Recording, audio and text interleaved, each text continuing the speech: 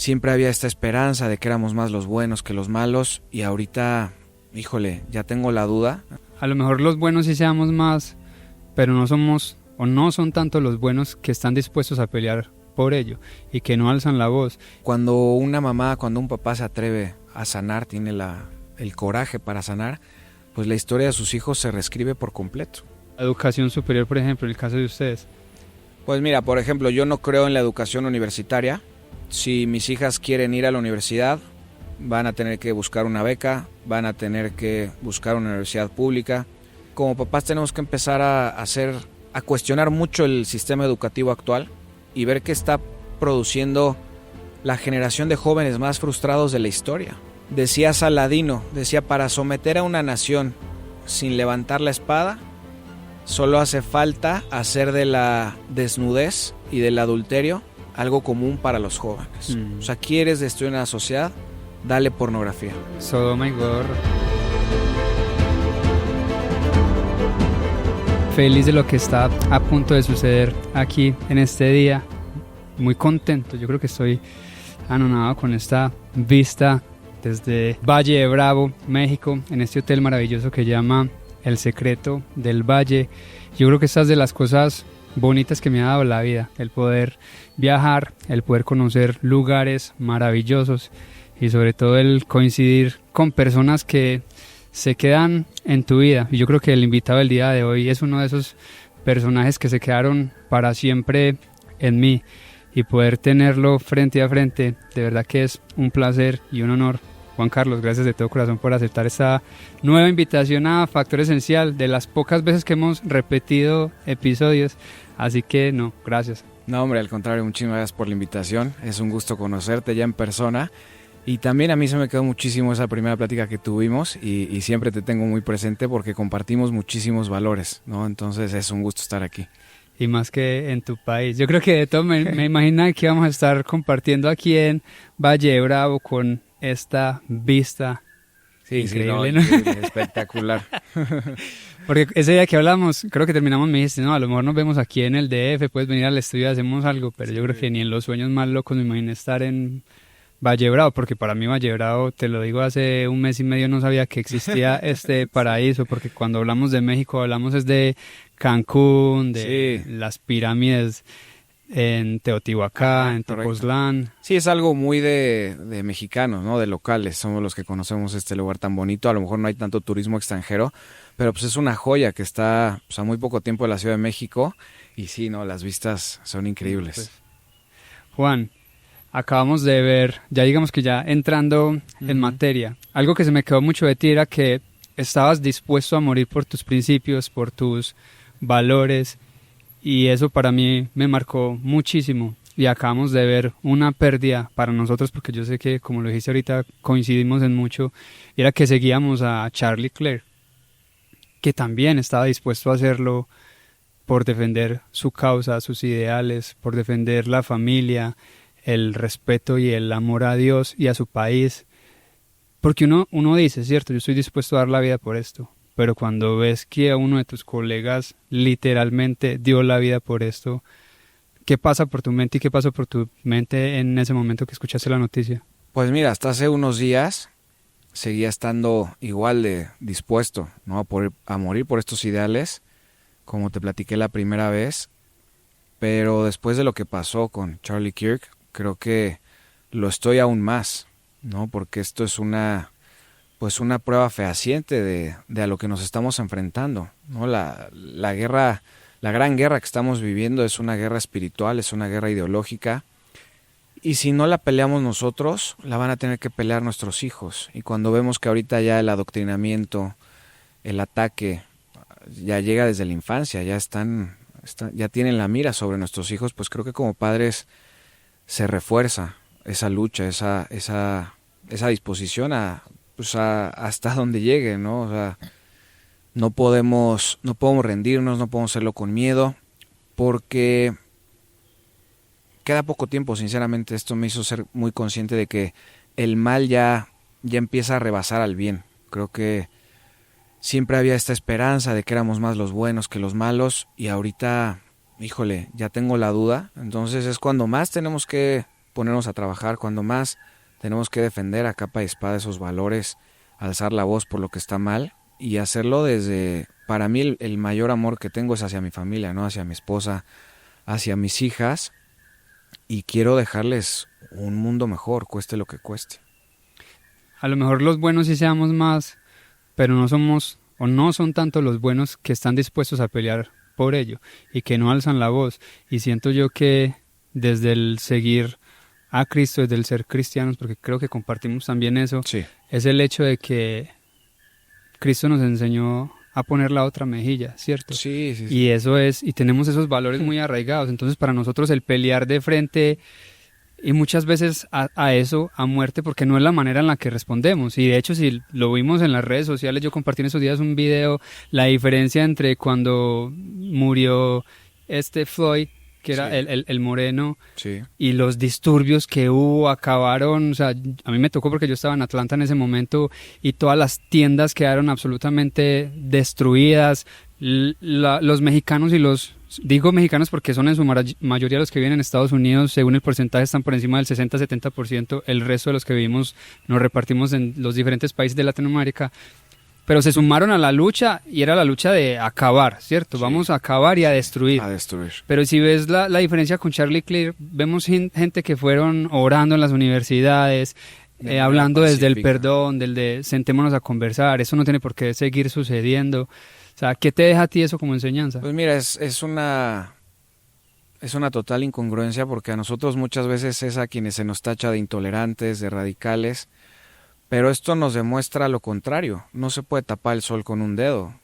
Está muy claro que nosotros sabemos escuchar, que somos más tolerantes, que podemos aceptar ideas que no son como las nuestras, y vemos que el otro lado, nunca es bueno generalizar, pero sí vemos que el lado extremo del otro lado pues no es muy tolerante, quiere respeto pero no lo da, quiere tolerancia pero no está dispuesto a tolerar, y creo que esto le está abriendo los ojos a mucha gente. Yo veo que hay ahorita un despertar importante de muchas personas que antes a lo mejor se identificaban más con los otros valores porque era lo que les vendían, lo que supuestamente representaba esa izquierda radical.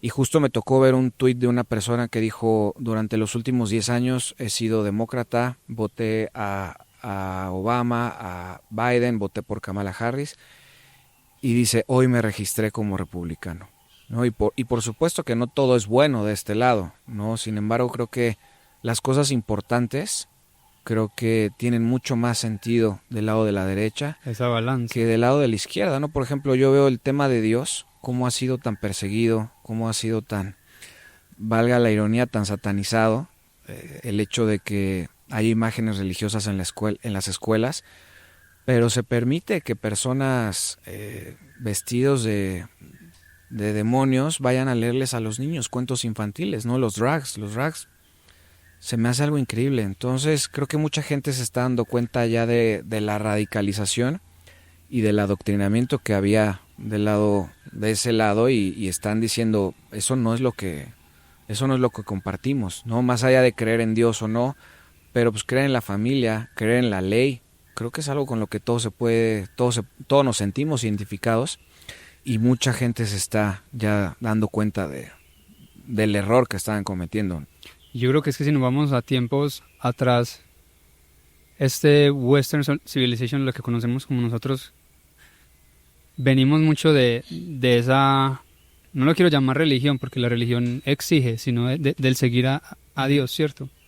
Y fue una sociedad que construyó, ¿sí me entiendes? Claro. O sea, por eso los Estados Unidos, por eso Latinoamérica, digamos que ha construido tanto, porque si nos vamos al pasado, nuestros abuelos no tuvieron las herramientas que tenemos nosotros hoy en día. Entonces, y lo hablábamos ahorita que estamos desayunando, solamente falta una generación para que esto se termine por completo, sí, y volvamos a tiempos de guerra y a tiempos de hambre y a tiempos de división, que eso es lo que quieren hoy en día, digamos, que estos países, estos partidos políticos, no países, sino estos partidos políticos que lo que buscan es dividir. Y acabar con nuestra herencia cultural, porque ahorita que lo mencionas, lo dijo muy bien la presidenta de Italia, que dijo: la civilización occidental es la herencia entre la filosofía griega, el derecho romano y los valores cristianos.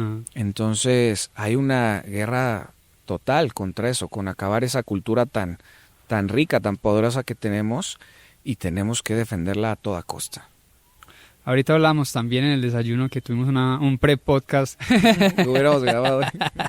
Una conversación bien bonita en donde, escuchando a Patrick Bet-David, que estaban analizando unos datos de estadísticas de psicología, que te comentaba que era un 20% los que tomaban la decisión porque el 40% ya estaban decididos, ya sea de izquierda o de derecha. Y cuando hablo de izquierda y derecha no me refiero solamente a partidos políticos, sino a ideales, exactamente, más, sí, a principios y bases y valores. Y que cambian en cada país, ¿no? Exactamente. Pero que sigue siendo un 20% que se queda ahí esperando por tomar esa decisión, es decir, ¿a quién le creo? ¿Qué analizo? ¿Y por qué me voy?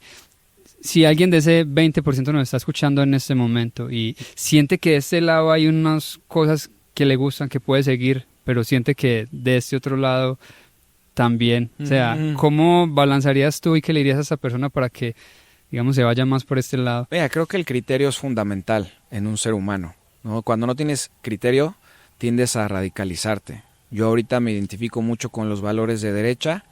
No significa que estoy de acuerdo en todo lo que dice la derecha y tampoco significa que estoy en contra de todo lo que dice la izquierda.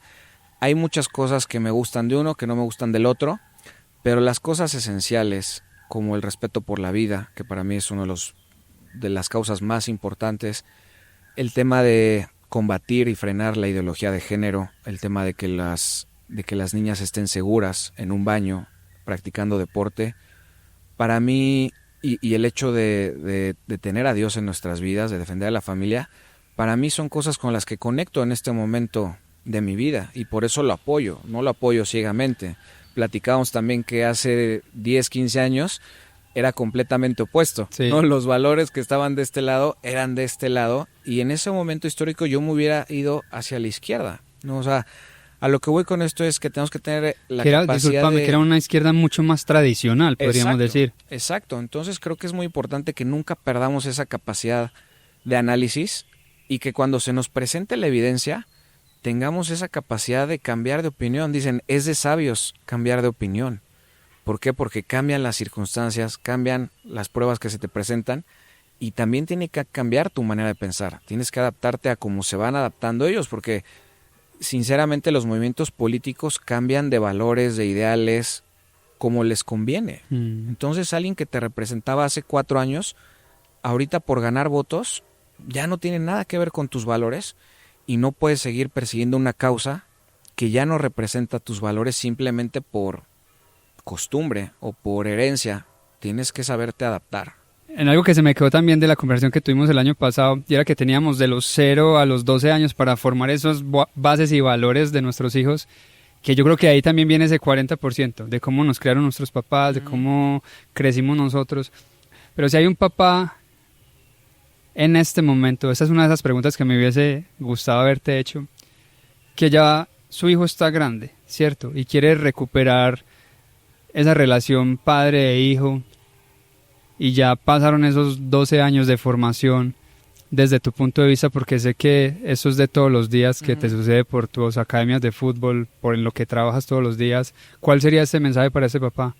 O esta mamá que simplemente se alejó por cosas del destino. Siempre el vínculo entre una madre o un padre y sus hijos es un vínculo sagrado, ¿no? Que se puede recuperar en cualquier momento y dependiendo el trasfondo, dependiendo las experiencias, pues va a requerir de diferentes valores, ¿no? A veces pues hace falta pedir perdón, hace falta perdonar, hace falta hacer el esfuerzo de recuperar esa relación, de a lo mejor buscar intereses en común, ¿no? Muchas veces queremos imponerle a nuestros hijos nuestros intereses, cuando quizás como adultos deberíamos de adaptarnos a lo que a ellos les gusta, ¿no? A veces en México pasa mucho, ¿no? Que queremos heredarles este amor por el fútbol y está perfecto, está bien porque el fútbol es un gran maestro de valores, pero si a tu hijo le gusta algún videojuego, por poner algún ejemplo, pues trata de acompañarlo en ese gusto. Si a tu hijo le gusta, no sé, el arte, la naturaleza, como papá, hacer ese esfuerzo. Y eso aplica a los 4, a los 8, a los 12 o a los 40 años, ¿no? Me ha tocado casos muy bonitos de personas que no tuvieron ese vínculo padre-hijo en la infancia,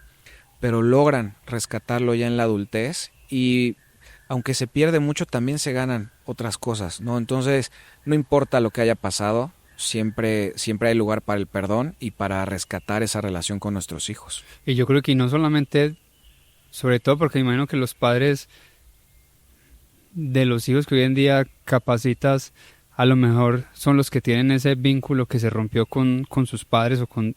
¿Sí me van a entender? Entonces, muchas veces desde el ser hijo también tratar de romper eso y atreverse a pedir perdón o a perdonar, porque es uno el que está cargando como con esos rencores que lo único que hacen es ponerte más peso en esa maleta que no tienes por qué cargar. Claro, porque alguna vez fuimos niños, también tuvimos papás y muchas veces cuando no sanamos estas heridas, las heredamos a nuestros hijos. Entonces creo que siempre hay que tener esa...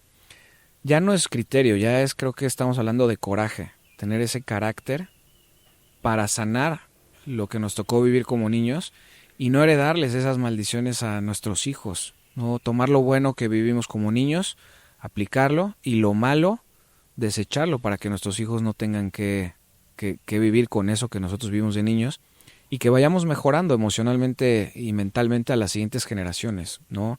Es muy triste ver, creo que pasa en todo el mundo, que vemos a generación tras generación librar las mismas batallas. Muchas veces es el alcoholismo, otras veces quizás es el divorcio, quizás es la infidelidad. Pero cuando una mamá, cuando un papá se atreve a sanar, tiene el coraje para sanar, pues la historia de sus hijos se reescribe por completo. Y solamente falta uno que vuelva y escriba esa nueva historia. Y de hecho ahorita lo mencionaste que tenías 5 hermanas medias. ¿Sí? Son 5 hermanas. Tengo mujeres. 5 medios hermanos. Me tocó crecer con 2, que digo, nunca hago esa distinción, te lo dije como estábamos bromeando. Yo llamo a todos hermanos, ¿no? Para mí no existen los medios hermanos, pero crecí con 2 de esas hermanas y pues con ellas somos súper cercanos. Al ratito voy a ir a comer con ellas, vienen a comer a la casa. Con otros 2 son muy chiquitos, viven en otro país, entonces realmente no tengo relación con ellos. Y tengo otro perdido por ahí, que es Javier. del lado, es Gaby, y él es del lado de mi mamá. Entonces yo no conocí a mi mamá, la última vez que la vi tenía 2 años, entonces sé que tengo un hermano por ahí, pero ni siquiera sé cómo se llama, ¿no? Entonces... Quería hacerte esa pregunta, sobre todo porque hablando de esas generaciones y de que uno tiene el poder de cambiarla y reescribir esa historia, en tu caso eres tú el que está escribiéndola nuevamente, porque estás creciendo en un hogar, en una familia donde ya tienes 3 hijos con tu esposa, entonces tus hijas de cierto modo están creciendo con papá y mamá en casa, ¿sí me van a entender? Uh-huh. Entonces, ¿qué tan difícil fue para ti el no haber continuado sobre todo con eso que te heredaron pues literalmente? Mira. O sea, no fue, el alcohol, las drogas, en tu caso fue, como lo acabas de describir, el divorcio, diferentes matrimonios, hijos por varios lados, que no estoy juzgando a nadie, pero uno también quiere, digamos, dejarle a los hijos otras cosas, sobre todo los que queremos ser mejores de los que nos dejaron. Pues mira, no sé si fue muy fácil o si fue muy difícil. La parte difícil es todo lo que tuve que vivir. No tuve una infancia bonita en muchos sentidos, pues nunca me sentí parte de esa familia, siempre me sentí como un estorbo. Viví cosas difíciles y la parte fácil es que el haber vivido eso desde muy chiquito me puso la mentalidad de que yo quería otro tipo de familia, ¿no? Que algún día quería tener mi propia familia, tenía la convicción de casarme para toda la vida. ¿Por qué? Discúlpame que te interrumpa, porque yo estoy seguro que muchas personas que nos están escuchando en este momento están pasando por eso mismo. ¿Qué te llevó a ti a decir, yo soy una víctima de todo lo que me tocó vivir en mi niñez? A decir, no, yo quiero ser el héroe de esta historia. ¿Hubo alguien que te dijo, tú puedes cambiarlo? O sea, ¿qué te hizo despertar a ti? Porque muchas veces uno falta como esa persona que le diga, sobre todo a esa edad, no, esto es lo correcto. No es que esté bien, no esté mal, esto es lo correcto. Pues mira, creo que mi abuelito paterno jugó un papel fundamental en eso. Él siempre me decía, algún día vas a tener tu propia familia, algún día... Él venía de un lugar muy similar al mío, él le tocó crecer en una familia donde no era bienvenido, entonces pues hay un vínculo entre las personas que hemos vivido lo mismo que nadie externo conoce. Entonces mi abuelito, recuerdo muchas pláticas con él, muy profundas, donde me decía, algún día vas a tener tu propia familia. Entonces eso me hizo ser consciente desde muy chiquito, que yo no quería seguir viviendo ahí. Y aunque me convirtiera en un adulto, me casara, tuviera mi familia, pero si yo no sanaba iba a estar en el mismo lugar. Y mis hijas estarían en el lugar donde yo estaba cuando era niño, diciéndome algún día todo esto se va a terminar.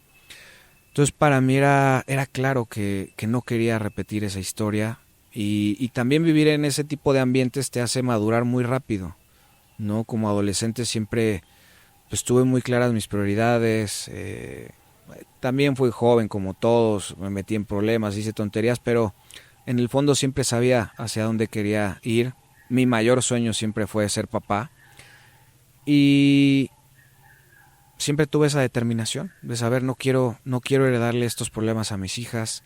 Mucho tiempo después también entendí que era necesario vivir eso para cortar esa maldición que había en mi familia, porque si hubiera tenido una infancia más fácil o si a lo mejor a mí me hubiera tocado otro tipo de familia, a lo mejor yo traía eso, no traía eso en la sangre, por así decirlo, de decir, pues el matrimonio no importa, la fidelidad no importa, a los hijos los puedes tener y después encargarlos con la mamá. O sea, creo que muy fácil me podría haber ido por esa línea si no hubiera vivido lo que viví. Entonces, pues hoy en día lo veo como con agradecimiento y te digo que fue muy fácil porque fue de esas lecciones que aprendiste de manera inconsciente. O sea, nunca fui consciente de decir qué está pasando, cuál es la situación.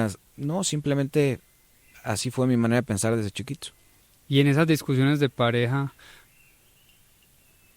porque hoy en día siento, y según las cifras, estamos por encima del 40%, sobre todo en Estados Unidos, de divorcio, que es una cifra muy alta. Y si vamos a los medios y lo que estamos consumiendo todos los días, le están vendiendo sobre todo a las mujeres, tú no necesitas un hombre para ser feliz y mucho menos para construir un hogar, ¿cierto? Entonces la mujer muchas veces se está poniendo casi que de tú a tú, ¿cierto? Y no estoy diciendo que tengan que ser sumisas, pero en esas discusiones que terminan en divorcios, porque muchas veces inclusive es el camino más fácil que les están vendiendo, porque de fácil no tienen nada.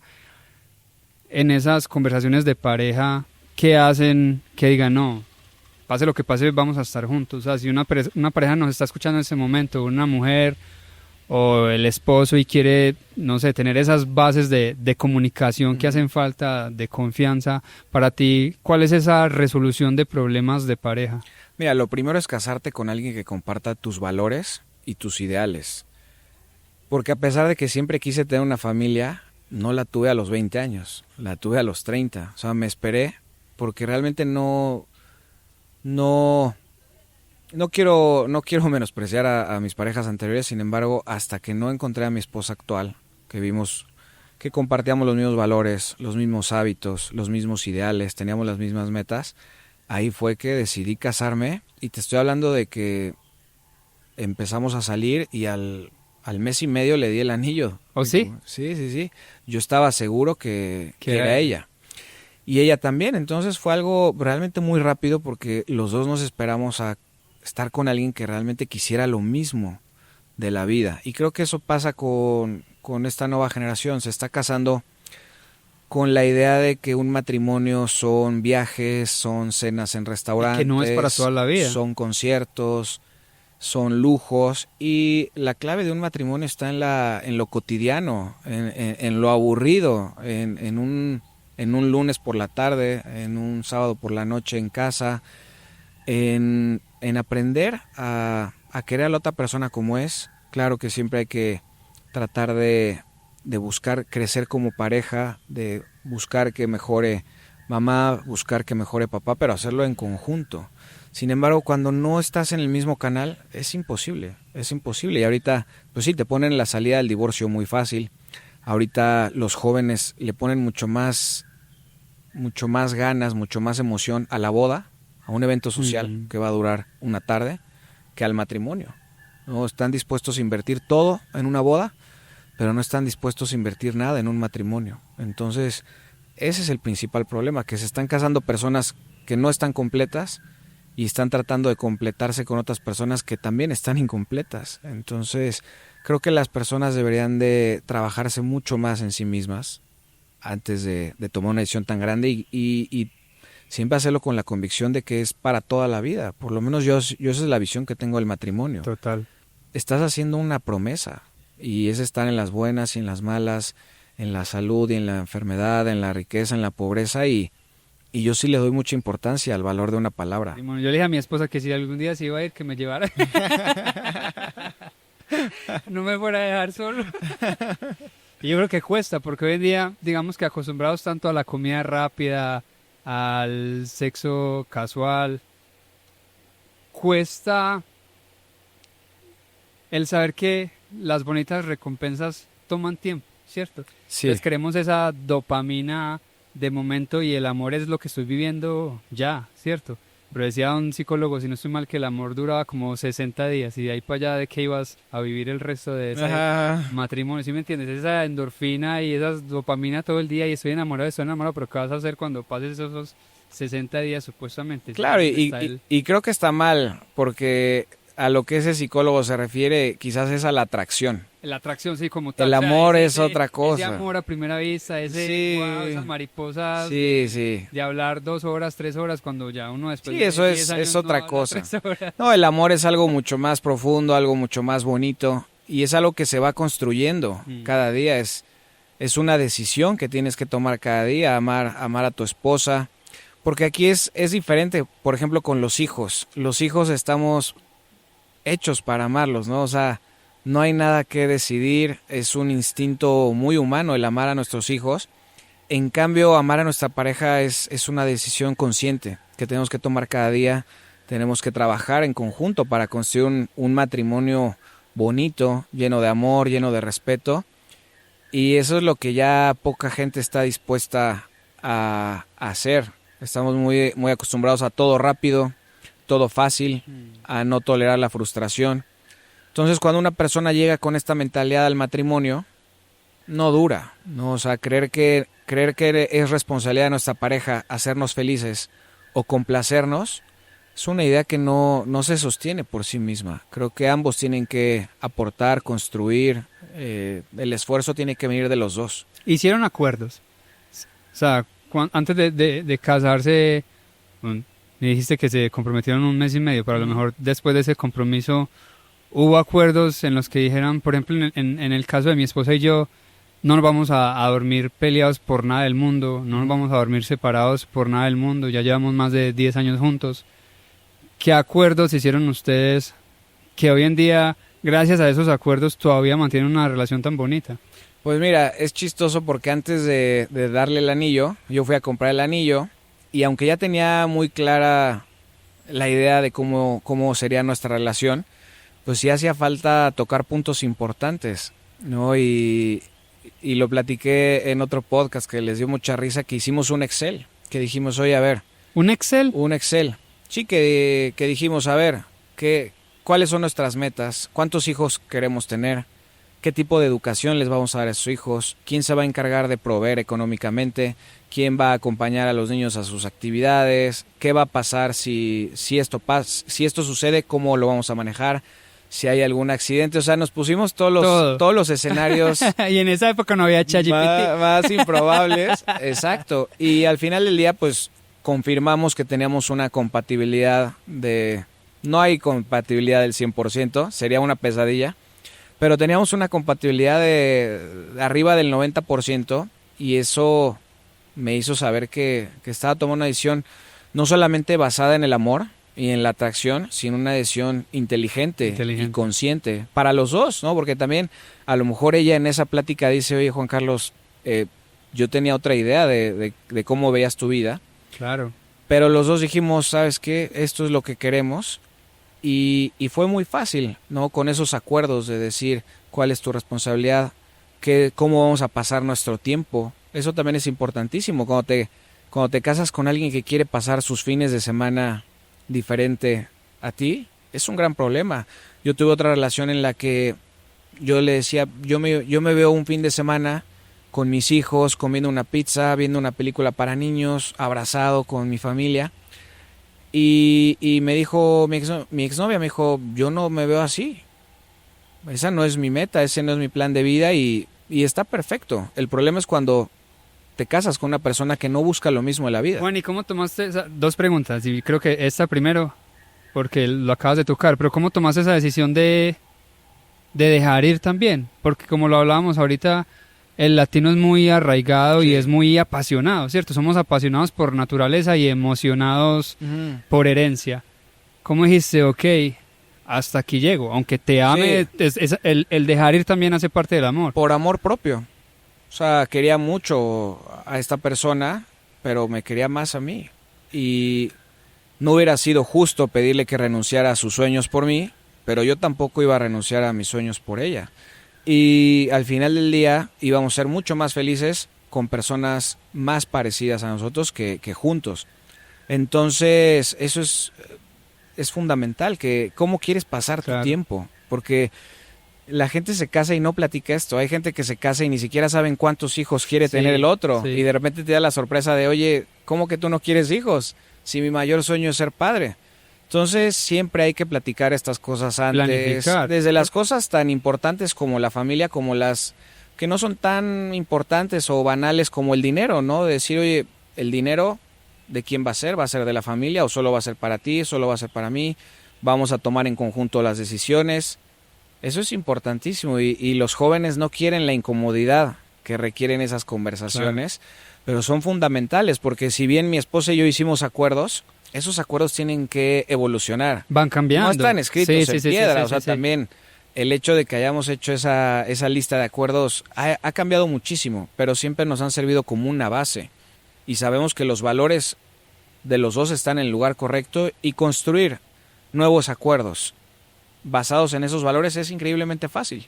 Y qué bonito es esto de poder planificar, porque de hecho si planificamos inclusive la ida al mall, unas vacaciones, planificamos la casa, el carro que queremos comprar, pero no estamos planificando un futuro que se supone es para toda la vida. Es lo más importante. Entonces estás tomando el tiempo de decidir el color de tu carro, pero no te estás tomando el tiempo de decir cuántos hijos quieres tener con esa pareja, quién va a proveer, lo que acabas de decir, y así sea la mujer la que vaya a proveer, pero que esté claro que las decisiones van a tomar en conjunto y quién es la columna y la cabeza de la casa, porque esto lo hablaba mucho con Luisa Chimá. Luisa Chimá es una de las empresarias más exitosas en este momento en Colombia, que de hecho, si no estoy mal, el año pasado nos contaba, solamente el año pasado facturó más de $24 millones en productos de belleza, ¿cierto, amor? Es lo que hace ella. Entonces, una de las preguntas que yo le hice, tú tienes un hogar muy bonito, ¿cómo hacer, sobre todo tu esposo, que como hombre nosotros siempre queremos ser los que provean? ¿Cómo es esa relación sabiendo que tú eres la que está trayendo de cierto modo la comida a la mesa, tu esposo es el que está cuidando, de cierto modo quedándose con los hijos, también cediendo esa parte de él porque él también le gusta ser empresario, él también le gusta emprender, pero hicieron ese acuerdo de ok, yo voy a trabajar, yo voy a proveer, pero tú vas a ser esa cabeza de hogar, que siento que hoy en día también es difícil si uno no tiene esa misma planificación, que el hogar funcione, porque en el caso de ella, por ejemplo, si eso no hubiese estado hablado desde antes, ya esa relación no hubiera durado mucho, porque ahí va a haber una discusión que va a durar toda la vida. Entonces qué bonito eso. Y lo otro que te iba a decir es que deberías de poner ese Excel, ahorita que todos venden cursos, vende el Excel. Vende el Excel para matrimonios y hogares exitosos. Aquí está, denle clic ahí abajo. Vamos a dejar ahí el link al Excel de Juan Carlos. Que a ver si nos damos unas vacaciones aquí pagas, sí. Man. Claro, si nos las merecemos. ¿Qué tan fácil fue ceder? Porque yo estoy seguro que también en esas mismas conversaciones, si lo que queremos es un bien en común, cada uno tiene que ceder esas partes. Sí, es que además es la parte importante del matrimonio, que no solamente se trata de imponer tu autoridad, muchas veces tienes que ceder, muchas veces tienes que negociar, muchas veces tienes que exigir, o sea, siempre desde el amor, siempre del respeto, siempre desde el bien común para la familia, pero sí se necesita tener estas negociaciones con la pareja. Y cuando hay amor, cuando hay estas reglas desde el principio, es mucho más fácil, ¿no? Lo que tú decías, esta persona que me platicabas, está perfecto el acuerdo que cada quien tenga. Si se va a decidir que la mujer va a proveer y papá se va a quedar en la casa con los niños, está perfecto. Todos ese tipo de acuerdos son válidos, pero que sean acuerdos, que no sean imposiciones, que no sea que uno abandonó su responsabilidad. Yo sé que yo no puedo llegar con mi esposa y decirle, oye, ya no quiero trabajar, ahora es tu responsabilidad. Y va a decir, oye, pero es que eso no fue nuestro acuerdo. Y también por el otro lado, mi esposa empezó un proyecto de arte. Ella le gusta mucho el arte y lo empezó el año pasado y entonces me tocó apoyarla un poquito más con las niñas. Digo, soy un papá súper presente, tengo la fortuna de que mi trabajo me permite estar ahí, pero sí empecé a apoyarla con muchas de las cosas que ella hacía para que de repente pudiera hacer sus cuadros. Entonces también entender que una cosa no está peleada con la otra. El que uno diga, bueno, yo voy a estar en casa y yo voy a proveer, no significa que pueda haber de repente que uno aporte en ambos lados, ¿no? Sí. Entonces, y sobre todo entender que no es o la familia o el trabajo, son perfectamente compatibles. Claro que los niños requieren mucho más tiempo en sus primeros años de vida, pero el que papá o que mamá renuncie a una carrera laboral para criar a los niños no significa que no pueda retomarla en otro momento y con el apoyo de su pareja. Entonces, creo que ese es otro de los pensamientos que tenemos que cambiar en los jóvenes, que no es blanco o negro. O sea, la realidad de un matrimonio es muy diferente. No tienes que escoger entre familia o éxito profesional. Son perfectamente compatibles. Entonces, quitarle ese pensamiento tan radical a los jóvenes es muy importante. ¿Y cómo lo toma tu esposa? Por ejemplo, al inicio hablábamos de lo de Charlie, esta triste noticia. Tu esposa de cierto modo ve que tú siempre estás ya en medios de comunicación, en entrevistas, defendiendo siempre a la familia, el papel del hombre dentro del hogar. Ella cómo toma, por ejemplo, o cómo tomó, por ejemplo, la noticia de Charlie, o en esas mismas conversaciones de ustedes que estoy seguro han tenido, que tú dices, amor, yo tengo que seguir peleando por eso porque es lo que quiero que tengan nuestras hijas. ¿Cuál ha sido el rol de ella dentro de todo lo que se ha convertido Juan Carlos? Pues mira, es chistoso porque pues ella es uno de mis mayores motores junto a mis hijas. Quizás el mayor porque ella llegó primero, ¿no? Entonces ella pues para mí es una gran motivación y no le gusta esta parte mía, ¿no? De que pues, salgo en la televisión. Oh, ¿no le gusta? No le gusta. La invité muchas veces a estar en el podcast, nunca quiso. O sea, ella es alguien muy reservada, no le gusta estar en el ojo público. Entonces para ella creo que ha sido difícil, ¿no? De repente cuando digo algo controversial y pues saber que hay gente que me está atacando, gente que no comulga con esto, le cuesta. Y ahorita que pasó lo de Charlie Kirk, sí me dijo, oye, o sea, no me gustaría que empezaras a dar pláticas de ese tipo, ¿no? En universidades, eventos públicos muy grandes. Porque era tu misión, o sea, querías empezarlo a hacer. Durante los últimos meses me he considerado dar pláticas, dar conferencias, no de ese estilo como lo hacía Charlie, pero sí me dijo mi esposa, por ahí no, por favor, no, o sea, esa parte no. Y también tengo que respetarlo, ¿no? También creo que este mensaje puede tener diferentes canales de difusión. Y entiendo, o sea, es muy difícil, yo creo que para una esposa, para un esposo, ver que perder esa paz, esa tranquilidad de saber que pues tu esposo o tu esposa va a estar bien. Y en ese lado tengo que ceder, ¿no? Si bien digo, no me pongo ni 100 niveles abajo de lo que hacía Charlie Kirk, ¿no? Para nada estoy en ese nivel.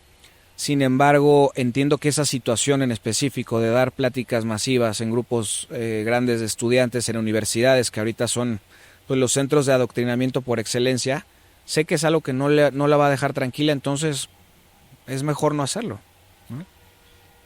¿Y cómo son esas pláticas, ya que mencionaste lo de la universidad? Los hijos crecen muy rápido, Matías ya tiene 9 años, tu hija mayor ya tiene 6 años, ¿cierto? Se pasa el tiempo. ¿Cuáles son esas conversaciones en cuanto a la educación superior, por ejemplo, en el caso de ustedes? Pues mira, por ejemplo, yo no creo en la educación universitaria. Si mis hijas quieren ir a la universidad, van a tener que buscar una beca, van a tener que buscar una universidad pública. Y como yo voy a educar a mis hijas, les voy a decir que es mucho más importante el conocimiento que adquieres por tu cuenta y el criterio que desarrollas en ti mismo a través de la lectura, a través del trabajo. Y esto le suena muy radical a muchas personas. Sí. Y claro que si mis hijas quieren ser abogadas, quieren ser doctoras, tienen que ir a la universidad, o sea, eso no está en tela de juicio. Pero yo trataría de encaminarlas a una profesión diferente, ¿no? Yo como visualizo a mis hijas, lo que me gustaría para ellas, sin imponérselos, pero las veo como empresarias, como su papá en alguna etapa de su vida, pero también como amas de casa, también como mujeres plenas a través del matrimonio, de la crianza, y son perfectamente compatibles. Entonces, ese tema de las universidades me preocupa porque vemos que están llegando jóvenes que vienen de familias Bonitas, de familias funcionales, y llegan a la universidad y se radicalizan. Y el problema es que nosotros tenemos la creencia de que los hijos a los 18 años ya son adultos.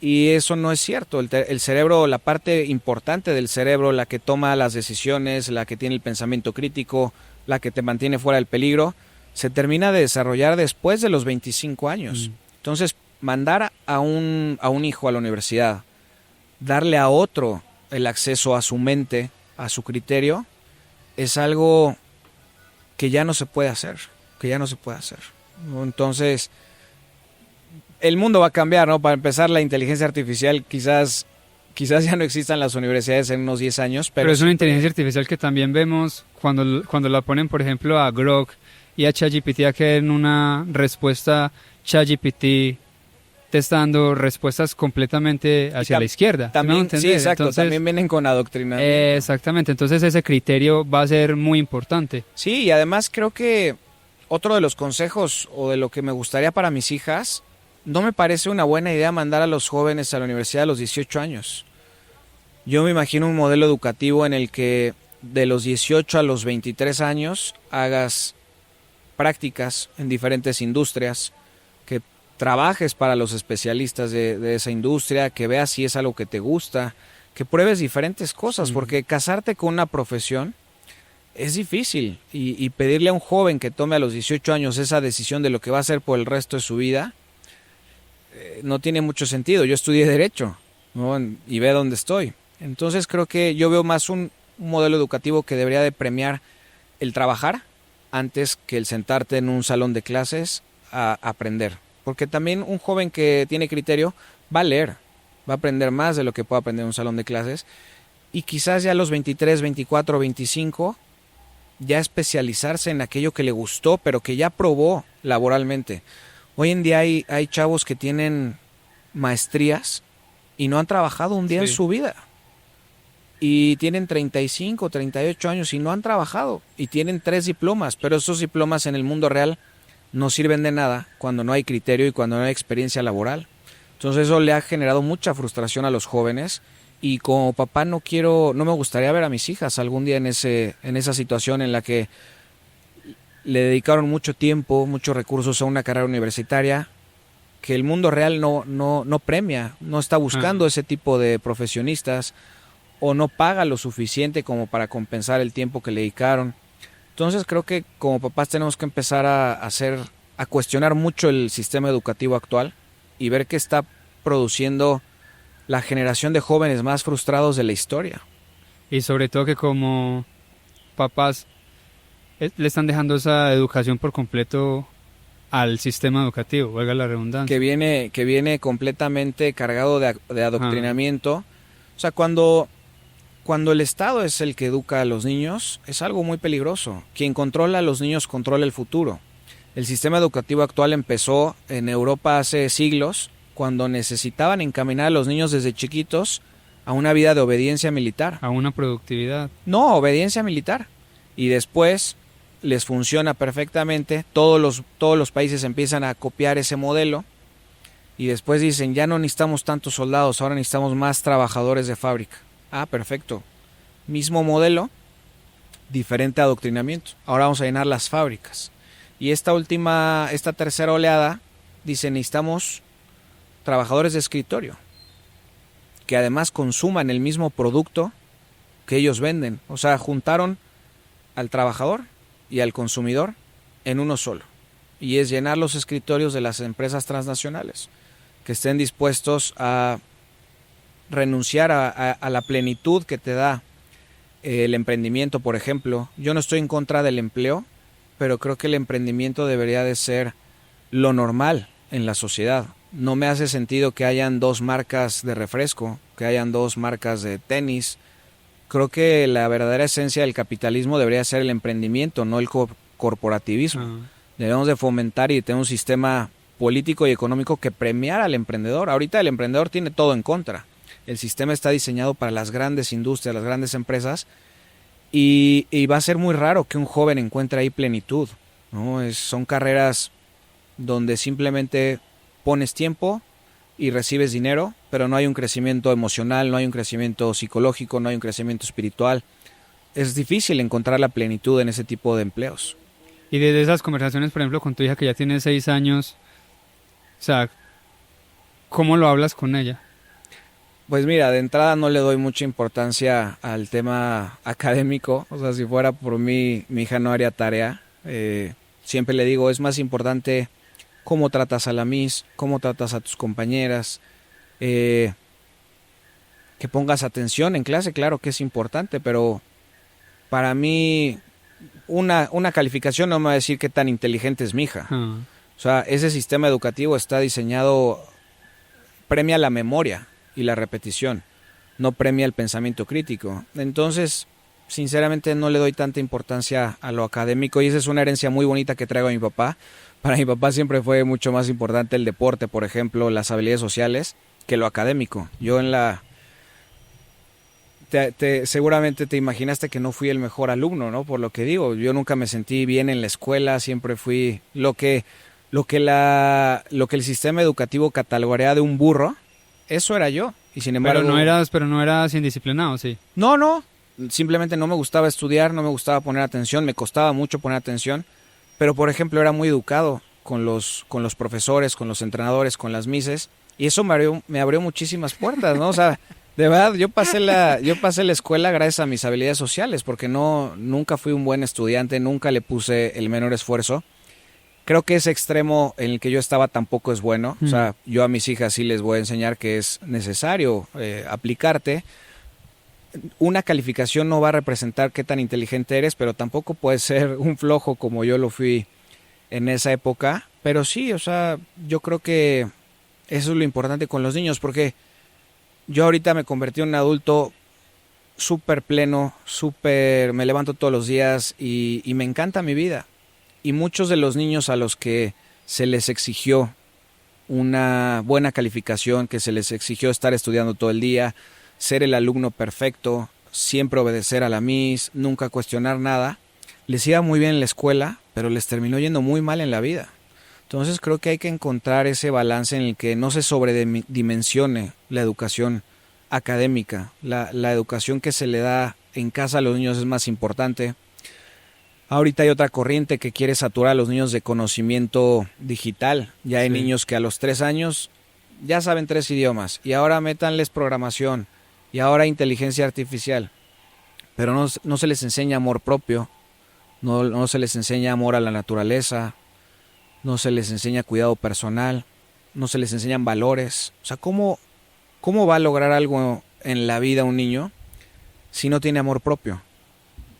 Y estamos creando generación tras generación de niños que saben demasiado, pero no saben lo que es importante en la vida. Una buena amistad, cuidarse, creer en Dios, tener algo más allá de lo mundano, de lo físico, de lo banal. Entonces, definitivamente, yo siempre digo, mucho conocimiento sin criterio no sirve de nada. Pero poco conocimiento con mucho criterio y te vuelves invencible. Y sobre todo hoy en día que te consumes 200 videos de TikTok de 15 segundos y terminas el día sabiendo de todo, aplicando nada. Sí, exactamente. Entonces el poder tener ese pensamiento crítico de decir que en realidad, ¿qué necesito para ponerlo en práctica? Porque de nada sirve leer, ver, estudiar, si nada lo estás llevando a la acción, que es lo que sucede todos los días. Yo creo que estamos llenándonos de información y la vamos metiendo ahí en esa papelera de reciclaje mental que en realidad no necesitamos. Sí. Y los pocos que estamos y que están enfocados son los que de cierto modo están liderando en esas industrias, porque tienen la capacidad de enfocarse en algo y de sacarlo adelante. Pero cuando tienes tanta información, desinformación constante, es muy fácil perder el foco.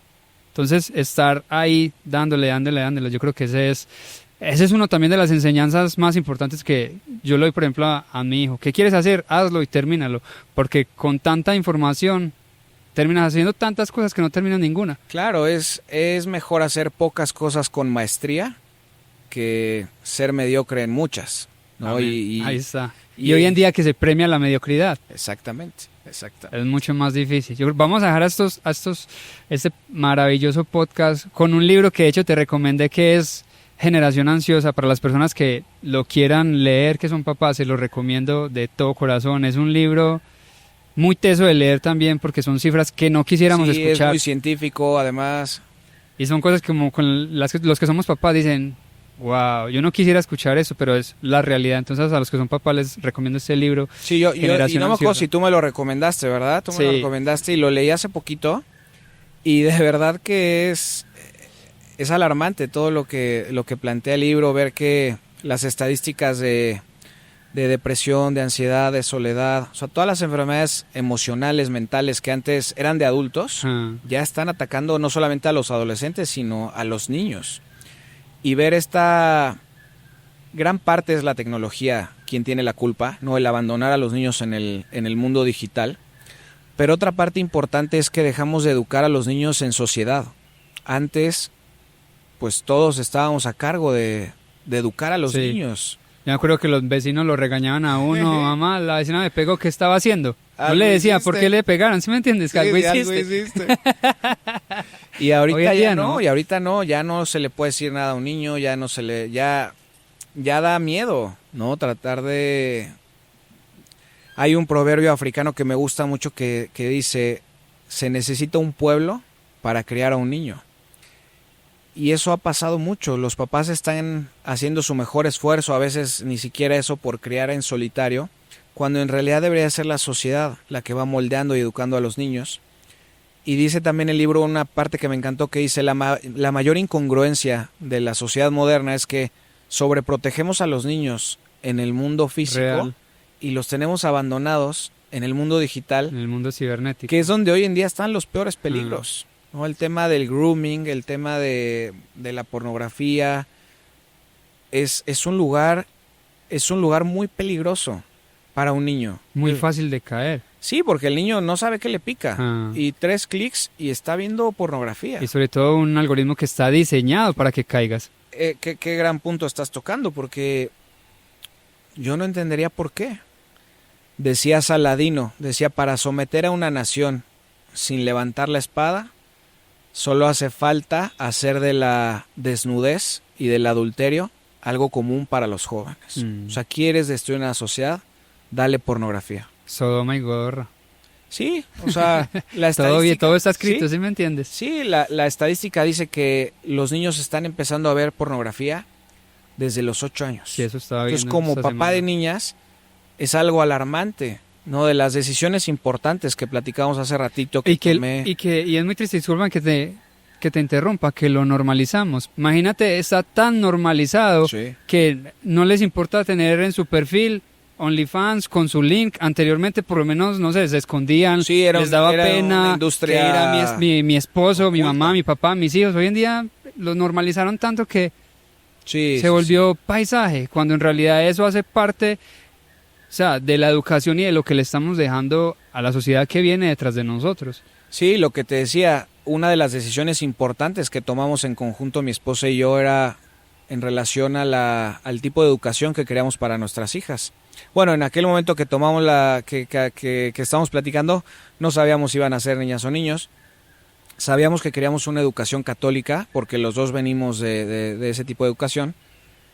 Pero al ser niñas, yo que estoy muy metido en este tema, que sé lo que está pasando, yo le dije a mi esposa, es mejor que vayan a una escuela de puras niñas, porque por más que controles lo que ven en tu casa, cuando salen por la puerta van a estar expuestas a estos peligros. Y si quienes tienden más a buscar este tipo de contenido son los niños, pues por lo menos que en esta etapa tan importante de la vida, donde todo debería de ser bonito, un mundo color de rosa hasta cierto punto, pues por lo menos saber que va a ser más difícil que una niña lleve pornografía a la escuela, a saber a ciencia cierta que un niño la va a llevar, ¿no? Me parece increíble también que no haya ningún control para los niños. Y el único control que dice ahí, eres mayor de edad y ya, pero en ningún momento te piden verificación. Y cómo, a pesar de los esfuerzos que han habido por parte de la sociedad para regular esto, que se tenga que comprobar una edad de manera fehaciente, ¿cómo hay otros intereses que luchan porque no? O sea, una sociedad que no protege a sus niños está condenada a la extinción. Y por eso para mí era tan importante empezar a alzar la voz en estos mensajes. O sea, para mí, desde hace muchos años era muy claro que nos estábamos yendo por la borda. O sea, que la sociedad está a punto del colapso y que necesitábamos alzar la voz. Porque si no, yo veía y decía, bueno, si algún día mi hija se quiere casar, pues ¿cuántos hombres van a estar dispuestos a casarse? El matrimonio como un valor, como la estructura más importante de la sociedad, va a desaparecer. Ya nadie se quiere casar, ya nadie quiere tener hijos. Entonces, si yo, por más que eduque a mis hijas de cierta manera, no van a encontrar con quién compartir su vida, no van a encontrar a alguien que comparte esos valores. Entonces, para mí era muy importante invitar a más papás a sumarse a esta lucha, a hacerlos conscientes. Y eso es muy importante porque yo no era consciente de esto. Yo fui parte del problema mucho tiempo. Es más, yo creo que gran parte de mi vida fui parte del problema porque no eres consciente de él, no lo ves. O sea, alguien que está en el camino incorrecto, pocas veces lo sabe. Necesitas pasar por un proceso de transformación personal y por eso me gusta tanto hablar de masculinidad. Porque cuando tenía por primera vez a mi hija Sofía en brazos, me di cuenta que el problema en gran medida éramos los hombres, lo que estábamos dejando de hacer como padres, el problema. Y dije, bueno, pero no puedes hacer a un hombre mejor padre si no lo haces mejor, si no lo haces antes un mejor hombre. Entonces fue que también empecé a tomar esta lucha por la masculinidad, por una verdadera masculinidad, no la que está de moda hoy en día, que habla de criminalizar a la mujer. El otro día alguien dijo, es que las mujeres están acabando con la masculinidad. Y yo digo, pero pues si la masculinidad es de los hombres, ¿cómo la van a acabar? Es dividir aún más. ¿Cómo van a acabar las mujeres con la masculinidad? Yo creo que un hombre que quiere ser masculino no necesita el permiso, no necesita el reconocimiento ni el agradecimiento de nadie. Quieres ser un hombre masculino, útil a la sociedad, útil a la familia, sélo, no pidas permiso. Entonces también contrarrestar mucho este mensaje en el que se trata de dividir tanto a los hombres y las mujeres. Yo sí tiendo a tomar el lado de las mujeres porque tengo 3 hijas, pero eso no significa que abandono también la lucha desde el papel del hombre. Pero cuando tú ves las estadísticas en donde más del 90% de los asesinatos, de los robos con violencia, de los secuestros, de la drogadicción, de violencia intrafamiliar, de abandono, cuando tú ves que la estadística, estamos los hombres arriba del 90% en casi todas, tienes que ser un ciego para no darte cuenta que el problema somos los hombres, lo que hemos dejado de hacer y que tenemos que recuperar esa masculinidad que hemos perdido. No hay nada menos masculino que un hombre que culpa a una mujer de sus carencias. Ahí estamos encontrándonos también en una camisa de 11 varas o digamos que entre las paredes y la pared, porque es una sociedad que a partir también de ese divorcio es una sociedad de hombres siendo criados por mujeres en donde en ese hogar no hubo digamos que la figura paterna como tal, y ahí se rompe por completo ese ser masculino, porque en realidad ¿de dónde sacas el ser masculino si a mí me crió fue una mujer por completo? Claro, y yo siempre encuentro ese común denominador. O sea, por ejemplo, no me gusta el feminismo radical, creo que a nadie debería de gustarnos, pero entiendo de dónde viene. Esas niñas no tuvieron una buena figura paterna. A lo mejor vivieron o sin un papá o con un papá golpeador, un papá alcohólico, un papá abusivo. Entonces siempre encuentras este común denominador que es el hombre cuando abandona esa figura de protección, de liderazgo con su familia, de contención, es cuando empezamos a tener problemas sociales tan fuertes. Ahí está. Juan, ¿algo más que te gustaría añadir en esta bonita conversación? Híjole, es que hay tantos temas de los cuales hablar, pero creo que mandar ese mensaje de esperanza, tanto a los hombres, a las mujeres, a los de derecha, a los de izquierda, creo que ahorita es un momento para tratar de unirnos más y no de separarnos más. Creo que un evento como el que pasó esta semana, no solamente como el que pasó esta semana, como los que pasaron esta semana, empezando por los niños que les dispararon en la iglesia, Sí. después la mujer de Ucrania que fue de la misma manera asesinada. En Colombia que asesinaron a Uribe, que era También. posible candidato presidencial. Y creo que es momento de tratar de unirnos más, ¿no? Creo que es difícil pedirlo, porque nuestras ideas nunca habían sido tan contrarias. Pero si no empezamos a hacerlo, ¿dónde va a terminar esto? ¿No? O sea, es momento ya de abandonar estas luchas radicales, de tratar de encontrar el sentido común, de tratar de ser tolerantes y de siempre ver por el interés de los niños. Creo que eso es lo más importante, es nuestro futuro. Una sociedad que depreda a sus niños está condenada a la extinción. Y si no empezamos a tomar decisiones más conscientes, no solamente a nivel social y político, estamos peleando en los congresos por qué leyes van a dictar cómo viven los niños, y los niños en casa están abandonados, crecen sin un papá, crecen sin una mamá. Queremos que el cambio venga siempre desde el exterior. Creemos que el cambio va a venir desde la política, creemos que el cambio va a venir en un salón de clases. Ese es otro tabú, que dicen el futuro está en la educación. Yo no creo que sea el futuro. Somos la generación más educada de la historia y somos la más infeliz. El futuro está en lo que los niños pasan todos los días en sus casas. La relación que tienen con papá, la relación que tienen con mamá, la relación que ellos ven en mamá y papá, los cuentos por la noche, el leer con ellos, el hacer deporte con ellos. O sea, tenemos que empezar a preocuparnos más por lo que pasa dentro de nuestras propias casas y menos de lo que está pasando allá afuera. Sí, porque hay algo que dijiste en la conversación pasada donde mencionabas que los niños son el futuro, pero si los niños serán el futuro, pero nosotros somos los que tenemos que darles ese presente para que ese futuro sea próspero. Claro, siempre les queremos delegar esa responsabilidad, ¿no? Imagínate llegar con nuestros hijos, ustedes tienen que cambiar el mundo.